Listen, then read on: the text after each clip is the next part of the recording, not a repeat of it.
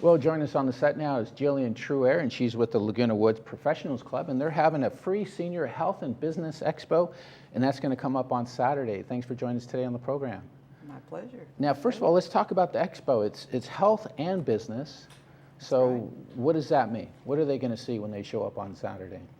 They'll see quite a few interesting and exciting things because there'll be probably 20 or 30 vendors there of different types, with their products and their ideas of what they want to help people with health and wellness. Absolutely. So not only will there be probably nutritionists, maybe some chiropractors, a few doctors, Yes. and then probably some products too that, if you like, like granola or something like that, I'm sure Yes, something like yes. that will be available as well. Yes, and actually there'll be several doctors speaking. They have a stage there, and this is in the Clubhouse 7, the new clubhouse, That's nice. and quite a few doctors will be speaking there, so that'll be nice. Now, how did you become involved with this organization?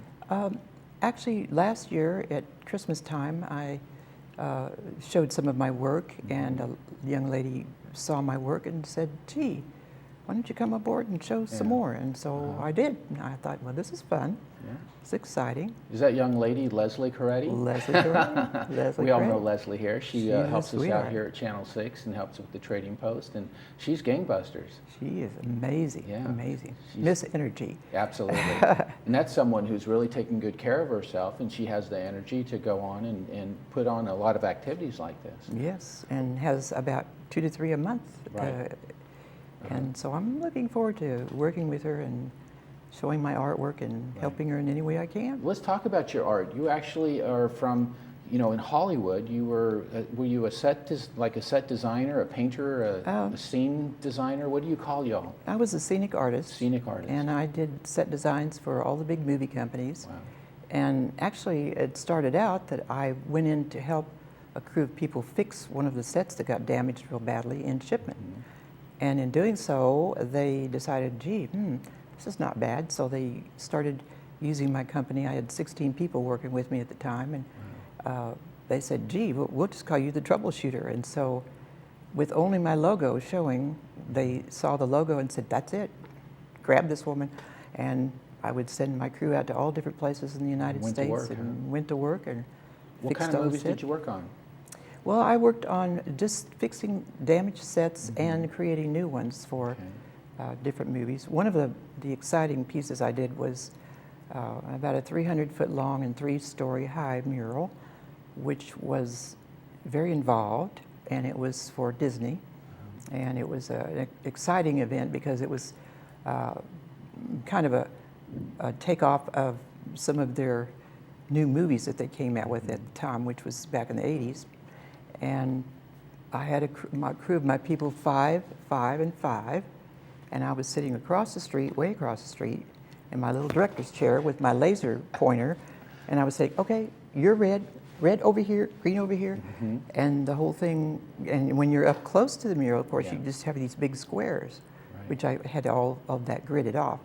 And then they would just put the color in each one of the squares. And but standing way back, it all blended in together and made a scene. Yeah, and that's quite amazing because it was really before the internet and computers. So now you could overlay that and just sit there and put it together. But now you're sitting there with the laser across the street. Right. And how are you communicating with them? Via like a walkie-talkie or someone else down there? And my headphones on, and they each one of them had headphones, and I would say okay, and each person had a color.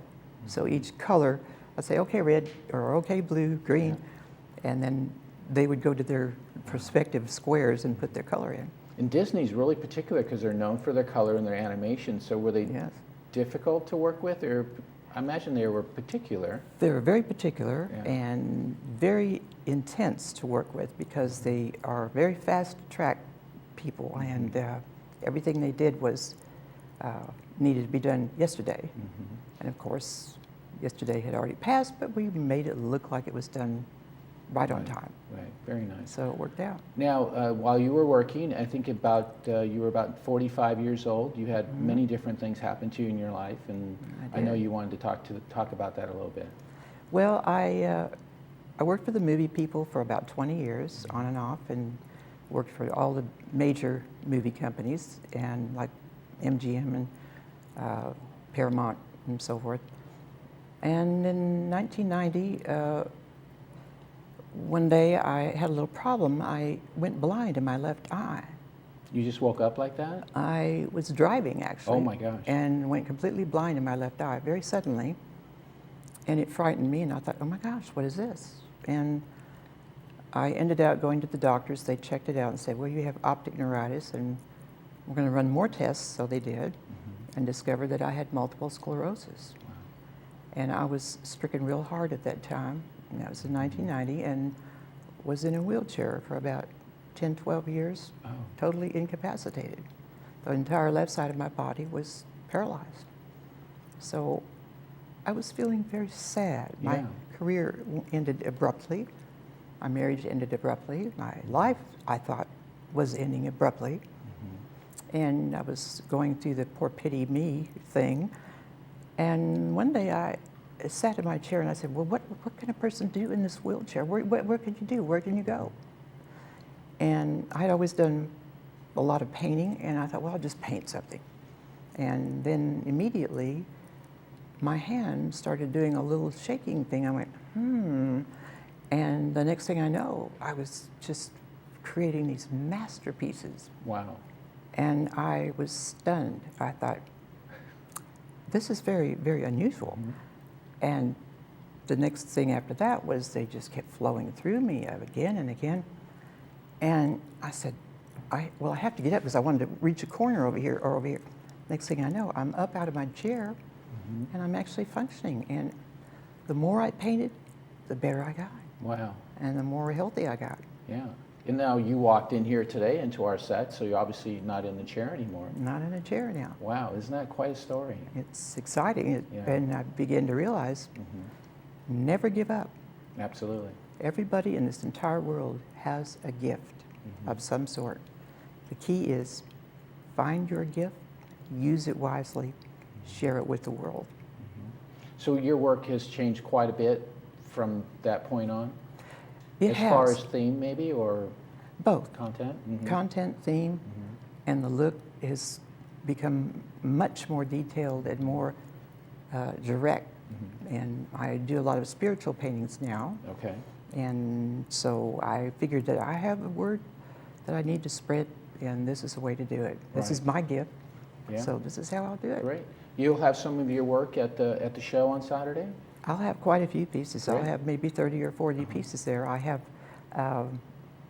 two very large 8-foot by, or 9-foot wide by 5-foot high paintings that I'll have out on display, along with dozens of others that are varied in sundry sizes. And I'll also have some small miniaturettes, which are...